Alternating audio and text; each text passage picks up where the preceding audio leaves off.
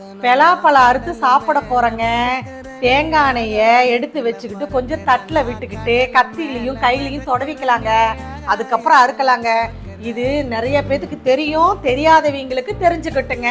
இப்போ நம்ம அறுத்து சாப்பிடலாம், வாங்க பார்க்கலாமா? நல்லா இருக்குங்க பழம்.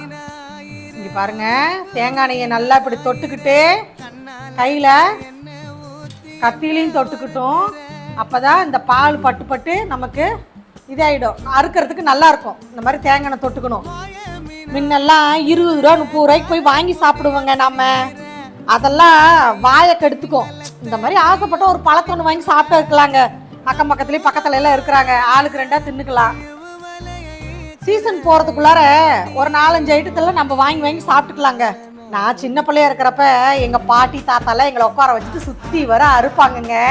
எனக்கு கொடு உனக்கு கொடுன்னு போட்டி போட்டு வாங்கி சாப்பிடுங்க. அந்த மாதிரி நாளெல்லாம் இப்போ எங்கெங்கே வருது. நம்மெல்லாம் வீட்டுக்கு ஒன்று பெற்று வச்சுருக்குறோம். எல்லாமே மாறி போச்சுங்க, காலம் ரொம்ப மாறி போச்சுங்க. அப்போ இருந்த சந்தோஷமெல்லாம் இப்போ பலாப்பழம் அறுத்து உரிச்சு வச்சாச்சுங்க. சொலை சிறுசு தாங்க, ஆனால் டேஸ்ட்டு செமையாக இருக்குதுங்க.